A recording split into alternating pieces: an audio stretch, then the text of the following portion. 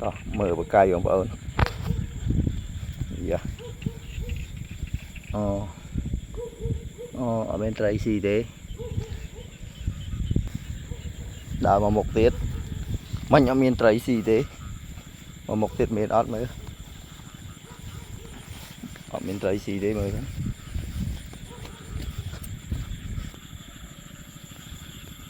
anh ấy có ớt đấy anh ấy có ớt miền đấy mới tới một tiết miền ớt mới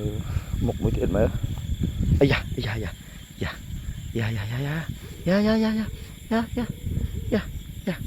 da thầy thầy thầy ấy da ấy da trời ấy da ấy da trời trời trời trời trời trời trời trời trời trời ông ôn trời